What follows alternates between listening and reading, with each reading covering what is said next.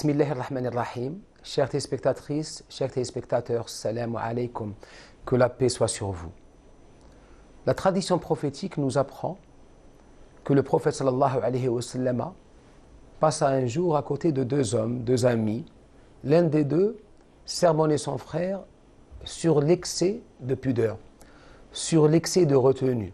Autrement dit, il lui reprochait d'être trop timide.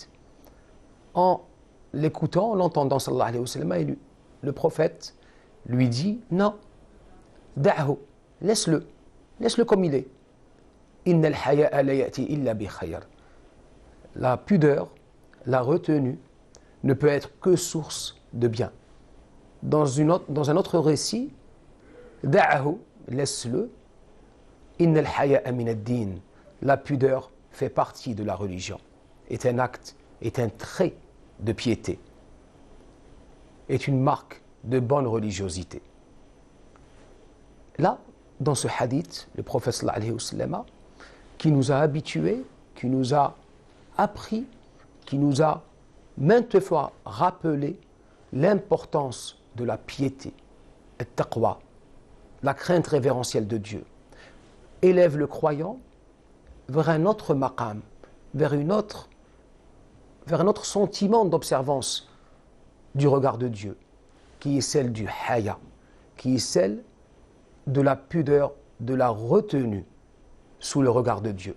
C'est ce qu'on appelle la religion, al-haya'u min Allah, la pudeur, la retenue dans la présence de Dieu. C'est cette même pudeur dans laquelle il est fait référence dans le hadith, à un point tel qu'elle est considérée comme faisant partie intégrante de la foi. Al-imanu bid'un wa sab'una shu'ba. La foi est constituée de 70 ou un peu plus de parties. La partie la plus haute, qawlu la ilaha illallah, c'est le fait de dire il n'y a point de Dieu, sinon Allah. La partie la plus basse, imatatul adha anit tariq, c'est le fait de trouver un obstacle, quelque chose sur la route et de l'enlever afin qu'autrui ne soit pas dérangé, afin qu'autrui ne trébuche pas. Et la pudeur est une de ces parties de la foi. Dans un autre hadith, le prophète va encore plus loin, sallallahu alayhi wa sallam, en mettant en évidence l'importance de ce haya, l'importance de cette retenue, de cette pudeur, en disant que l'iman wal haya, la foi et la pudeur marchent ensemble. Qurina jami'an.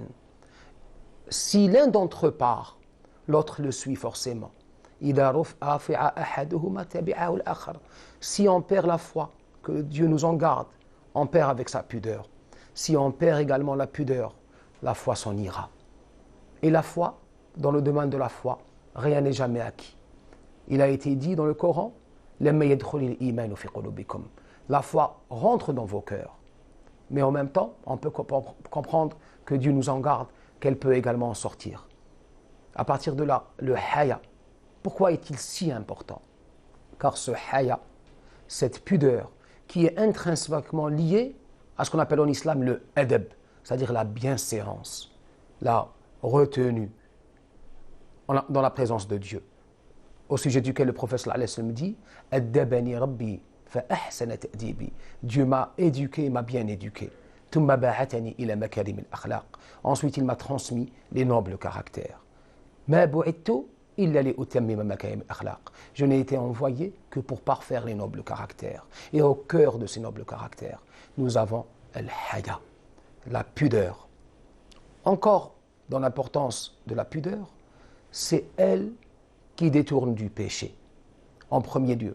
Et aussi, je dis que le prophète sallallahu alayhi wa sallam disait « Il lam tastahi, faf'al ma shi'ta » Si tu n'as pas cette pudeur, alors tu peux faire ce que bon te semble. C'est également la pudeur qui donne, qui fait croître, qui fait naître en l'être, en le croyant, ce sentiment de la présence de Dieu, qu'on n'est pas seul, où que vous soyez, il est avec vous. « Ahfidillah, yahfadka » Garde Dieu, il te gardera. Ahfidallah, tajidhu tijahak. Garde Dieu, nos savants disent, garde Dieu en te montrant pudique, en te montrant respectueux, en respectant les règles du adab et du haya. Et tajidhu tijahak, et tu le trouveras présent ici. Tu sentiras que tu es dans sa présence. Il fera naître en toi, c'est une grâce de Dieu, il fera naître en toi le sentiment de Dieu, le sentiment qu'on est en permanence sous son regard, sous son bienveillant regard et sa protection. Le haya, comment doit-il se manifester dans les actes du croyant? Dans la parole. Par rapport à la parole, ne crie pas, parle doucement, parle avec sagesse. Également, dans le regard, regarder avec respect son prochain. Également, dans sa manière de se conduire conformément aux règles de la sharia, de la loi de Dieu.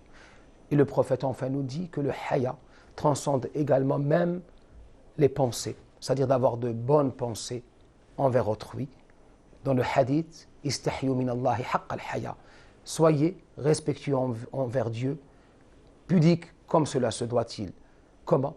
An tahfad al-aqla wa ma wa'a. C'est de garder an tahfad al-ra'sa wa ma wa'a. C'est de garder de bonnes pensées envers autrui et de se montrer toujours respectueux dans la présence de Dieu.